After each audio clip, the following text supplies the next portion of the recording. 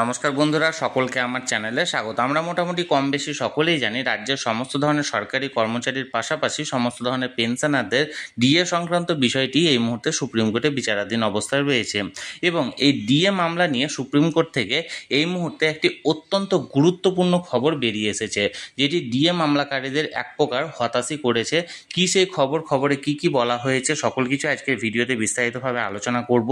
ভিডিওটি ডিএ মামলা সংক্রান্ত অত্যন্ত গুরুত্বপূর্ণ, তাই প্রথম থেকে শেষ পর্যন্ত অবশ্যই ধৈর্য সহকারে দেখবেন এবং ভালো লেগে থাকলে অবশ্যই একটি লাইক করবেন এবং সকলের সঙ্গে শেয়ার করবেন। আর সেই সাথে এই চ্যানেলে যদি প্রথমবার হয়ে থাকেন এই রকমের ইনফরমেটিভ ভিডিও আরও দেখার জন্য যারা এখনও পর্যন্ত এই চ্যানেলটিকে সাবস্ক্রাইব করেননি তারা অবশ্যই চ্যানেলটিকে সাবস্ক্রাইব করে নিতে ভুলবেন না। তাহলে চলুন আমরা বিস্তারিত জেনে নিই। দেখুন, আমরা এই মুহূর্তে সরাসরি সুপ্রিম কোর্টের ওয়েবসাইটে আছি। এখানে দেখুন ডায়েরি নাম্বার দেওয়া হয়েছে 3529/2022 the state of West Bengal versus confederation of state government employees West Bengal.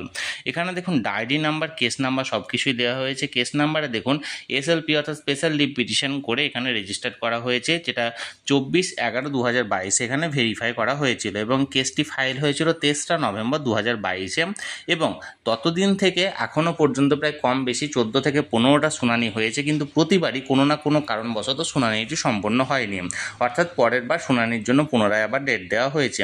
এর আগের যে প্রেজেন্ট বা লাস্ট লিস্টেড ওয়ান দেখুন, এখানটায় এর আগের যে হিয়ারিংটা হয়েছিল সেই ডেটটা এখানে দেওয়া হয়েছে 22/4/2025, অর্থাৎ 22 এপ্রিল হয়েছিল কয়েকদিন আগেই। Honourable mister justice Vikram Nath and honourable mister justice Sandeep মেহতার এজলাসে।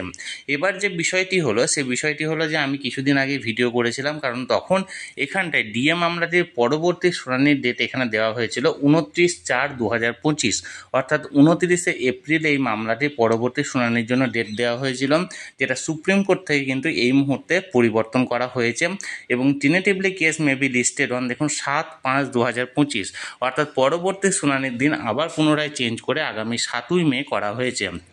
অর্থাৎ 29 এপ্রিল যে ডেটটা দেওয়া ছিল সেই মুহূর্তে মানে এই ডেটে আর শুনানিটি হচ্ছে না এবং এর পরিবর্তে আগামী 7ই মে এই কেসটি পুনরায় আবার উঠতে চলেছে। এখন দেখার বিষয় এই ডেটে মানে শুনানিটি হচ্ছে কি হচ্ছে না।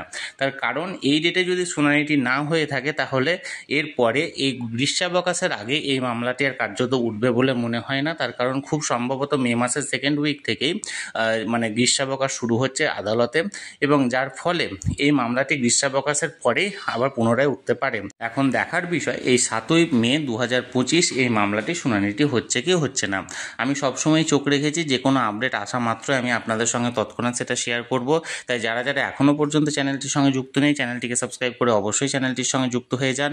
আর এই ভিডিওটি ভালো লেগে থাকলে অবশ্যই একটি লাইক করুন এবং সকলের সঙ্গে শেয়ার করুন, আর সেই সাথে অবশ্যই চ্যানেলটিকে সাবস্ক্রাইব করে রাখুন। ধন্যবাদ, দেখা হচ্ছে পরের ভিডিওতে।